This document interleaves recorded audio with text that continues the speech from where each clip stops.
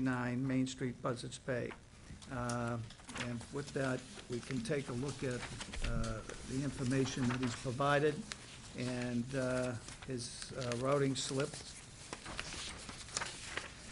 I think that's no routing slip, it's just a hearing. It's just a hearing. Okay. I suppose we could hear from Tim. You have reviewed the application? I have. I'll just take up a couple minutes of your time here. Just kind of as a refresher, in accordance with Chapter 130, Section 57, the Board of Selectmen, as the licensing authority for shellfish and aquaculture grants, is going to be asked tonight by the permit holder to approve an expansion of his current 1-acre site to a 3-acre site. Both myself and Mr. Ross don't foresee the need for additional acreage beyond this in the immediate future.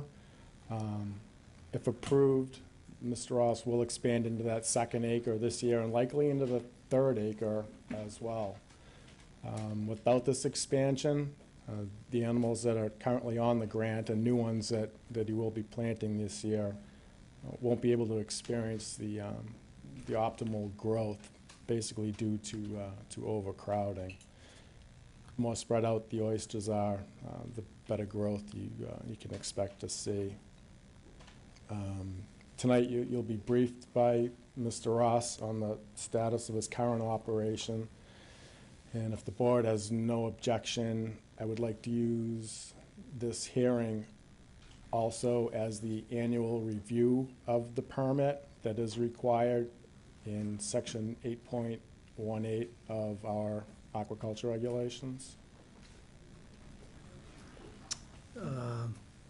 How's the board feel on it? I'm all set. That's Okay. fine. Do we have a motion to include the annual review of the individual's permit? So So moved. moved. Motion's made and second. Any discussion?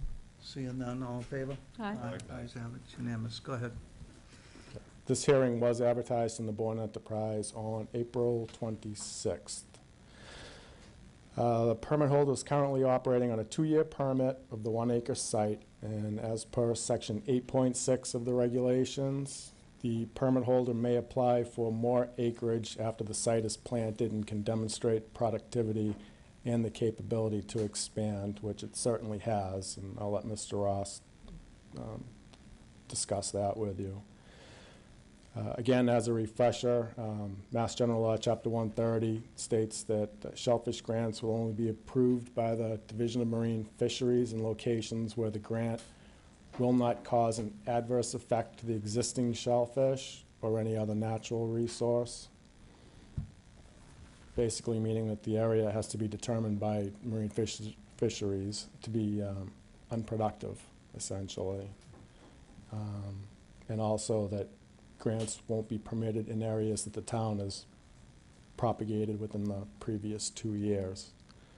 The proposed location obviously has already been determined to be unproductive by marine fisheries, and we have not propagated that area in, ever that I'm aware of. I'm sorry, the existing area has been determined through a DMF survey to be unproductive. The proposed additional acreage will also have to be, should the board decide to approve it, would also have to be surveyed by marine fisheries, and if determined once again to be unproductive, then he could go on with the remainder of the process. Tim, when you say unproductive, is that just for oysters or is that for all shellfish? All shellfish. Okay. And with this area that he specifies on his map, would that interfere with any other kind of recreation? Does not. boating or any? Nope, that's the beauty of the location. It, So if we were to approve this, you approve of it? oh yeah, In general, okay. yeah. On? Excuse me, thank you, Mr. Chairman. Tim, on the Google Maps view, the small rectangle, is that his existing permit area, and then the larger kind of is what he proposes? Correct. Okay, thank you. If approved tonight, the Marine Fisheries will We'll conduct another survey with divers, as they did with the first one. They come up with a predetermined number of sampling locations, count the shellfish per location, and they make their determination whether or not it's productive or not. We have very few locations in town that are unproductive, fortunately for us, and productions that aren't, locations, I'm sorry, that are also not currently being propagated. We propagate an awful lot of areas in town, both with relays and with shellfish that we grow in the town's upwellers. It's not a scallop area either, but in that area. No, it is not. And it is one of the few areas in town that also, as the chairman had mentioned, isn't a hazard to navigation. It doesn't limit activities of other fishermen. It's really not all that accessible to fishermen, swimmers, or boaters, for that matter. There's a lot of rocks in the area. You don't see any boats in that area. The method that Mr. Ross is using of growing the animals in cages, subtidal, other than seeing the markers on the four corners of it, you wouldn't even know that there's a shellfish grant there, which certainly has its advantages on a lot of levels. I have conducted my own review, and I'm very comfortable recommending to the board to approve Mr. Ross's request for the additional 2 acres. The oysters on his grant did experience good growth his first year. He had relatively low mortality. Right from the get-go, I don't think that the Mr. Ross could have been any more prepared for what he was getting into. He spent plenty of time prior to it working and learning from some pretty respected aquaculturists and biologists, and learned an awful lot. And he spent the time preparing prior to making the significant investment of not just money but time.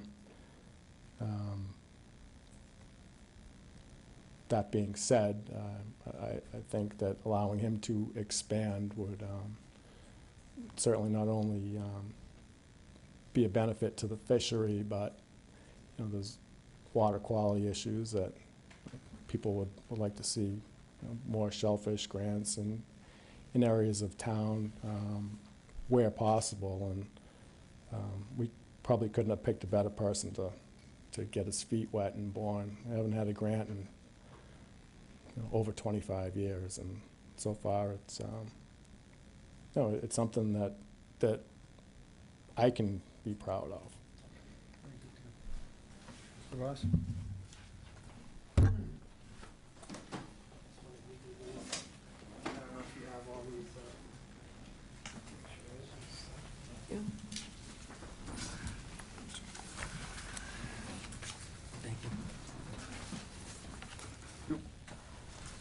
Thank you. One more? You have one more? The record. Thank you very much.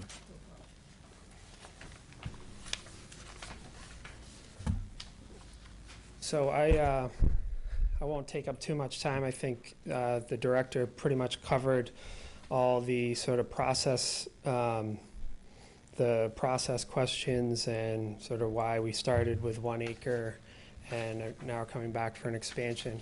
It's really just a matter of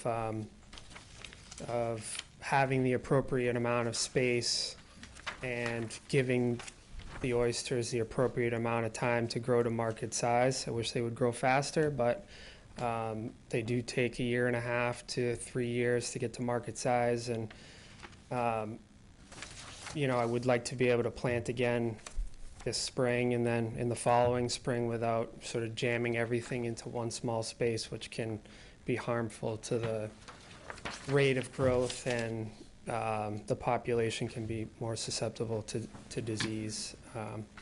But in terms of the first year, we planted early July of last year, experienced good growth throughout the summer and the fall. mortality was, I'd say average, and we didn't have any significant problems with pests or disease or predators. So we'd like to be able to expand into this new area, and like the director said, you know, the new space would be subject to all the same guidelines from the DMF and Conservation Commission and Army Corps and DNR. So I guess that's about it. I'll take any questions you might. Questions? Yeah, I do. Linda? How big are the cages? They're How long? they're 3 by 4 by 18 inches high. Okay. So they're pretty significant, and when they get, you know, when they're full of oysters and they get covered in, you know, seaweed, they're pretty heavy, which is actually a benefit, you know, in Buzzards Bay because it's so choppy. Mhm. They don't go anywhere, and they're strung on a long line, so they do sort of keep each other in place. So even through the hurricane and the significant nor'easters that we had over the winter, they didn't budge, so we were pretty happy with that. Great. And I had a question about the grant itself. Do you apply for that yourself, or do you do that through the town, or does the town? I applied for it myself through the town, the state, and the feds through the Army Corps of Engineers. So the board has the ultimate permitting authority, but it's subject to the Conservation Commission's approval, the state DMF's approval, and just for sort of aids to navigation, the Army Corps as well. But you filled out the application yourself? Yeah, oh yeah. Okay. And when the oysters are big enough to harvest, Yeah. do you sell them, or do you share them with the town, or what? Or can you, as a? No, we would sell them through a licensed wholesaler. Okay. And plant more where those came from, hopefully. I think it's a great idea, and this is one of the things we were talking about, you know, that helps clean the water. Mhm. So I think it's great that you're doing that and that it's successful.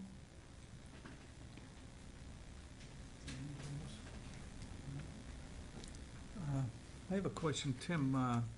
He's successful in this area, and some of the areas that we've been putting stuff in, we've got this disease. Is it because of the areas we're using versus the technology? Neither. Basically, the disease that's affecting the oysters predominantly in Bourne is also affecting them in all of Buzzards Bay. Dermo, it's there, and really it's traced back to seed purchases. Now, have you had problems with the? No, not to date. I think it takes a while to develop to the point where it starts to kill the animals, and so you know, the hope is that in this type of setting, you can grow them to market size before, you know, the dermal will affect them, if there's dermal present. Whereas in the propagation areas, those oysters are there for, I think, more extended periods of time. So I've heard it referred to as the slow killer. So it's about 3 years before it starts to really have a widespread effect on a population. Now, when you plant them, you're picking them before the 3-year period, is that it? Hopefully. Good. Okay, is there any other questions? Anybody in the audience? Mr. Mulvey?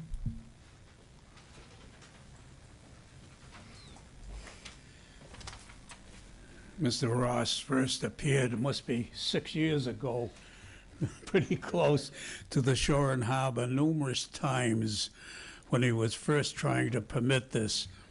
Now, the town hasn't had any experience in shellfish grants in a number of years.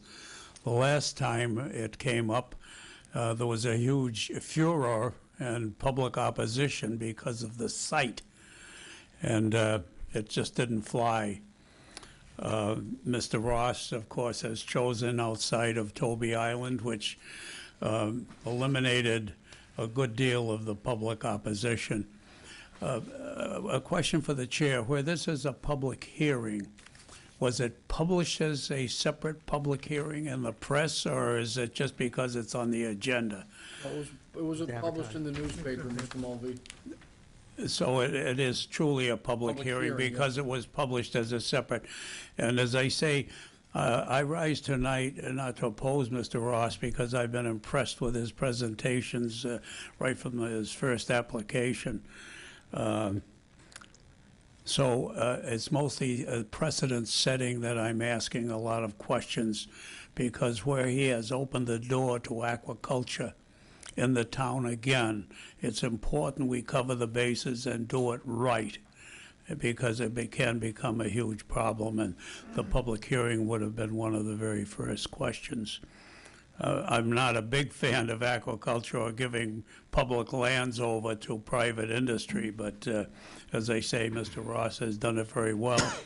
And the other thing, the director, who is also the shellfish warden, really his other hat, other than a DNR director, worked very, very hard in developing something the town didn't have, and that was a proper application for a grant. So when Mr. Ross first came in, really, the director of the shellfish warden had nothing to go by and had to design a form that would ask all the proper questions and get the proper guarantees. Dermo had, of course, come up as a disease, and you've covered that. Your vote tonight, I would assume, is conditional on final approval by Marine Fisheries. So that is the final say, is actual Marine Fisheries. They have to determine that it's not a productive area. Well, there's another, there's about 13 conditions Mike Hickey's Marine Fisheries looks at. They go so far as being an area that is observable to prevent pirating of it. They go so far as to say it cannot go into a wave action area. They have a whole number of conditions, of about 13 the last I knew. So, of course, it's conditional on that group. In this, if I might, through the chair, was there, other than the public notice, any attempt to notify abutters, say the Taylor's Point Association? As with the previous hearing and application, there are no abutters, there are no property owners within 500 feet of the proposed expansion. Private property shoreline abuts this. Right, but it's not within 500 feet. I see, okay. So that is the determining factor there.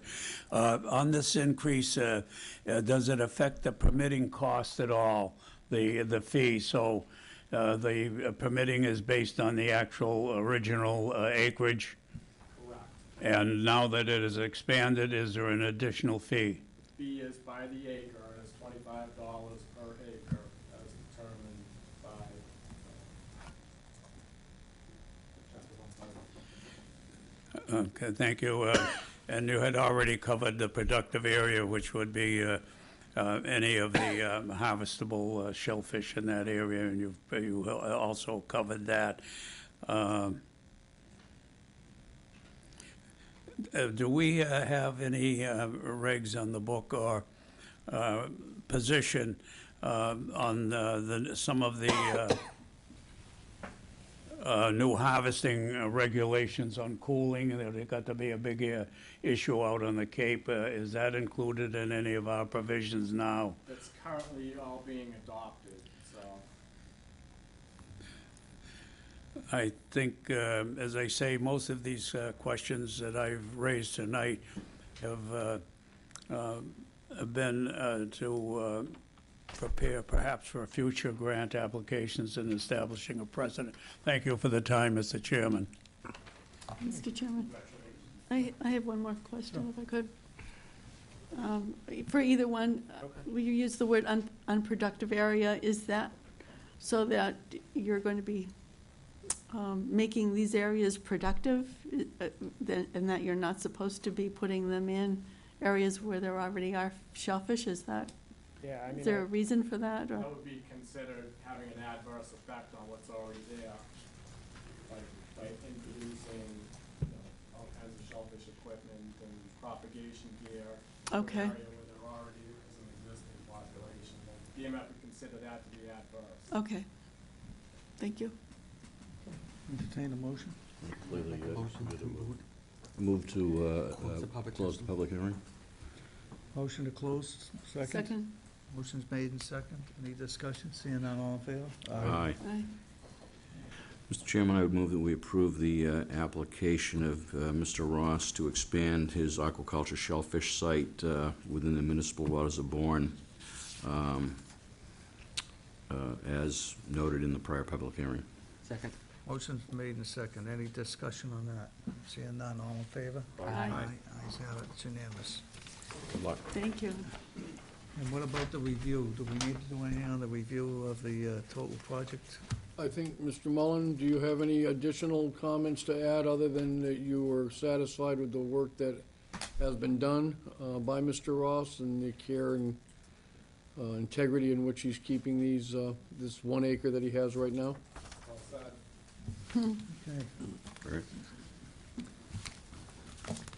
So you don't need a motion from us to, that we reviewed the... Yeah.